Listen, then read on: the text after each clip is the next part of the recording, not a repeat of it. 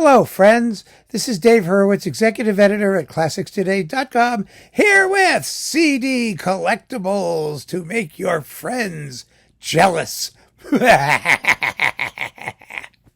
Yeah.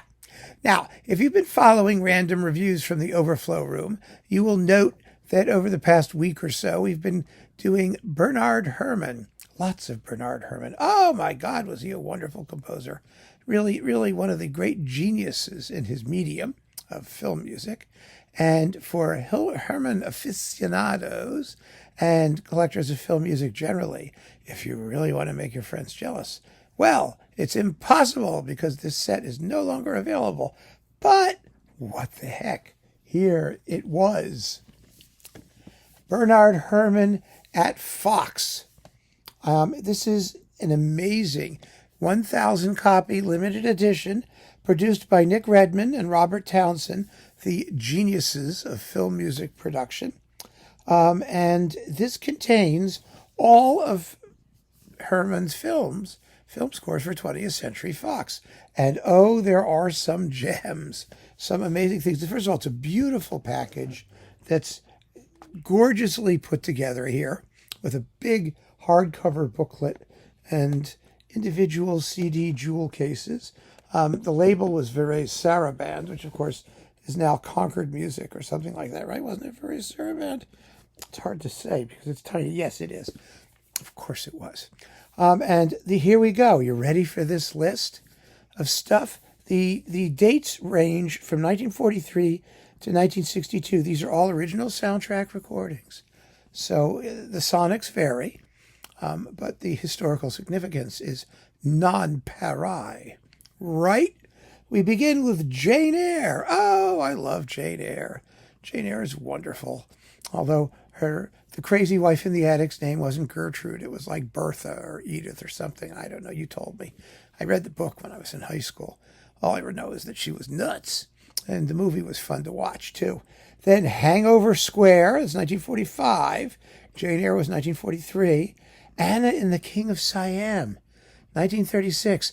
Oh, I remember seeing that one in the 4:30 movie. You know, it later became the musical, The King and I, but the actual movie is much more grisly and grainy and dark and spooky and nihilistic. It's a wonderful score. Then in 1947, The Ghost and Mrs. Muir, which was Herrmann's own favorite soundtrack. And it is a beautiful, fabulously put together symphonic piece, full of long cuts, and it was a very static film. In case you know what the story is, Mrs. Muir goes to Gull Cottage, which is haunted by the ghost of Captain Craig, and they form an intimate relationship, although he's dead and they can't do anything about it. But at one point, she sort of repudiates him, and he disappears for a long time, and she stays there alone for a long time until she finally spills her milk, which means she's dead, and he comes back, and they leave together as two spirits. It's a strange, sentimental, wonderful romance. It really is. And Herrmann caught the bittersweet desolation of the piece just perfectly. Glorious. So then we have The Day the Earth Stood Still, 1951. Oh, my God.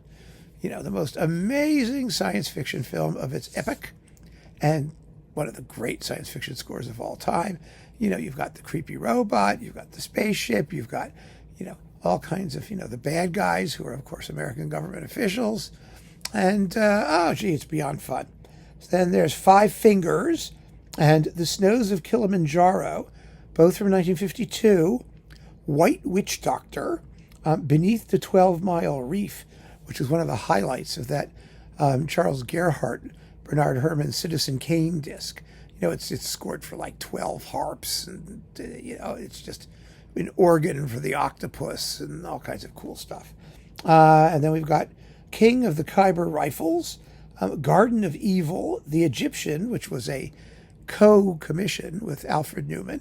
And they apparently got along very well, which was amazing because Herrmann didn't get along very well with anybody. Then we had Prince of Players, The Man in the Gray Flannel Suit, A Hat Full of Rain, See, some of these you're not going to be familiar with at all. I'm not. I know the scores. I don't know the movies. Blue Denim, Journey to the Center of the Earth. Yay! And finally, from 1962, Tender is the Night. Now, I mean, need I say more? Just the list of titles, the comprehensiveness, the care with which the whole set was put together. Everything about this production assures that it's something that you can take down off your shelf and make your friends absolutely miserable. And what a joy that is. So keep on listening, friends. Thanks for joining me. Take care.